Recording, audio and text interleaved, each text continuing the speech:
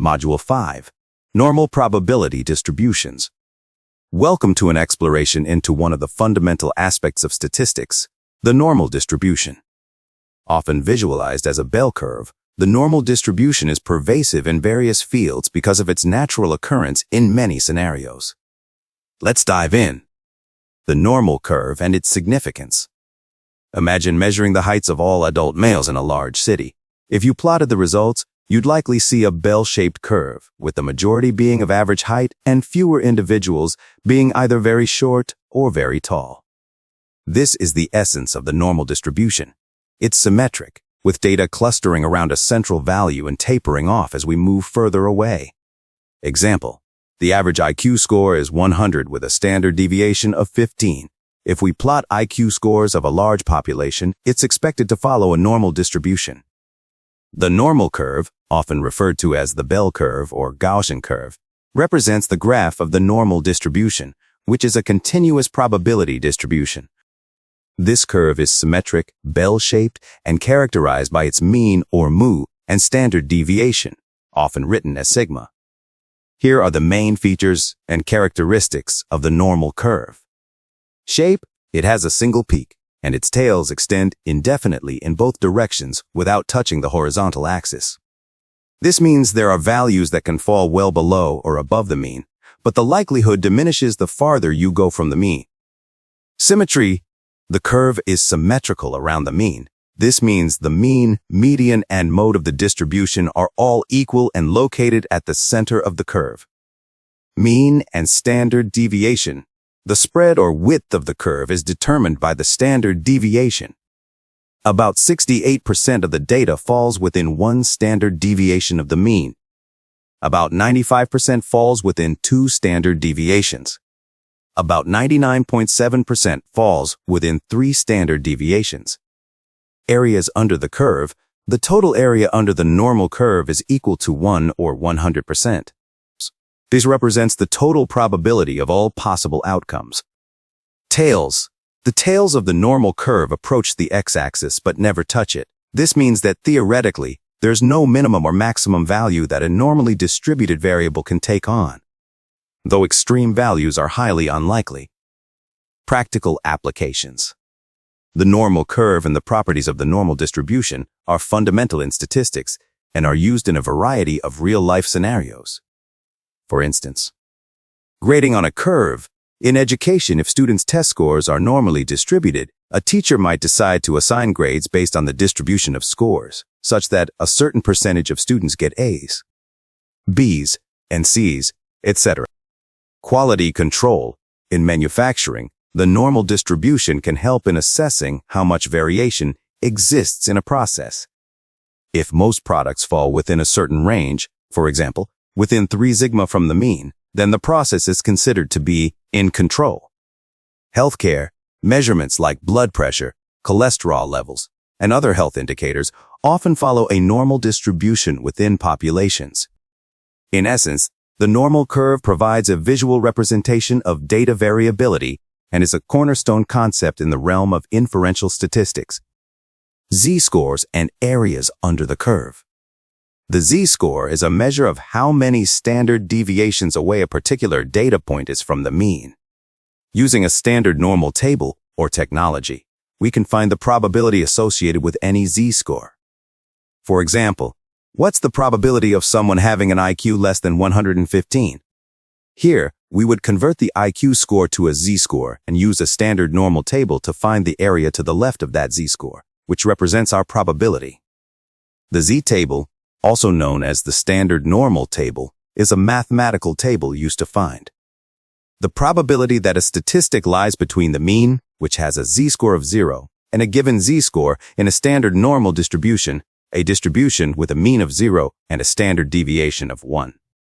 It's a crucial tool in various statistical applications, especially when working with the normal distribution. The z-table lists z-scores, standard scores, in the leftmost column and the topmost row. The intersection of a row and column gives the probability associated with a particular z-score. The numbers inside the z-table represent the area, probability, to the left of a given z-score. That means if you look up a z-score of 1.0, The value you find will represent the probability that a randomly chosen score is less than 1.0 standard deviations above the mean. Table types. There are two main types of z-tables. A left-tailed z-table shows the probability from the leftmost side, smallest values, up to a given z-score. A right-tailed z-table shows the probability from a given z-score up to the rightmost side, largest values. This is essentially 1 minus the value from the left-tailed table. How to use the z-table. Find the z-score. Before using the z-table, you must first calculate the z-score, which is the distance from the mean of your data point divided by the standard deviation. In other words, it's the number of standard deviations from the mean of your sample. So, a sample stat on the mean has a z-score of 0. Next, locate the z-score in the table. Find the z-score's integer and first decimal on the leftmost column. Next, locate the second decimal on the top row. The intersection of the corresponding row and column gives you the probability up to that z-score. For example, to find the probability for a z-score of 1.65, find 1.6 on the left column and 0.5 on the top row. The intersection will give you the cumulative probability for z of 1.65. The value you get is approximately 0.9505, meaning there's a 95.5% chance a randomly selected score falls below 1.65 standard deviations above the mean in a standard normal distribution. Conversely, if we wanted to find the IQ score that only the top 5% of people exceed, we would look up the z-score corresponding to a cumulative area of 0.95, because 1 minus 0.5 is 0.95.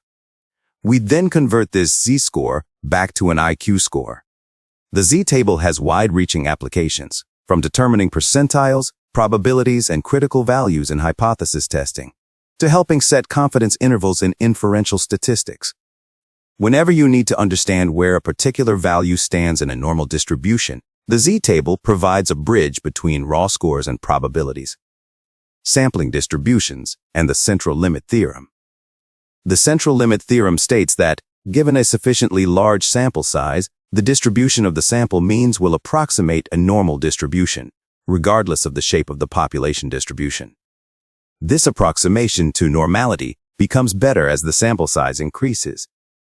When drawing samples from a population, the means of these samples form their own distribution, known as the sampling distribution of the mean. Remarkably, even if the original population isn't normally distributed, the sampling distribution of the mean tends to be normal if the sample size is large enough. This is the essence of the central limit theorem. For example, if we took samples of 50 people's incomes from a city and calculated the average income for each sample, plotting these averages would give us a distribution that looks remarkably like a bell curve. Even if the original data population is not normally distributed, the distribution of sample means will tend to be normal when the sample size is large enough. However, a common rule of thumb is that a sample size of 30 or more is considered sufficiently large for the theorem to apply. However, if the population is already approximately normal, even smaller samples may suffice. The central limit theorem, which we'll abbreviate as CLT, is the reason why many statistical procedures are based on the assumption of normality. When analyzing the means of samples, even if the underlying data is not normal, the assumption of normality often still applies because of the CLT. When we conduct hypothesis tests or construct confidence intervals for population means, we often use techniques that assume the sampling distribution is approximately normal. The CLT provides the theoretical foundation for these techniques. For example, imagine you own a large orchard of apple trees and want to know the average weight of the apples. Due to the vast number of apples, weighing each one is impractical. Instead, you decide to randomly pick samples of 50 apples each day and weigh them.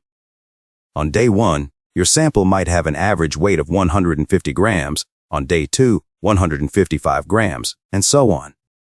If you plot the average weights of all your daily samples on a graph, even if the weights of individual apples are not normally distributed, the central limit theorem tells us that the distribution of these average weights from your samples will tend to form a bell-shaped curve, normal distribution. This allows you to make statistical inferences about the entire orchard's apples based on your sample data. In essence, the CLT provides a bridge between sample statistics and population parameters, and its implications are fundamental to many aspects of hypothesis testing and confidence interval estimation in statistics. Binomial to normal. An approximation. For large sample sizes with a binomial distribution, we can use the normal distribution as an approximation, making calculations easier. But remember, when using the normal distribution to approximate binomial probabilities, a continuity correction is often applied for better accuracy. Example: suppose we flip a coin 100 times. What's the probability of getting more than 60 heads? Even though this is a binomial problem, given the large number of trials, we can use the normal distribution as a shortcut. The normal distribution's importance cannot be overstated. Whether we're dealing with individual data points or sample means, the tools and techniques associated with the bell curve empower us to make predictions, inferences, and insightful conclusions about the world around us. Next, we use these concepts to build confidence intervals.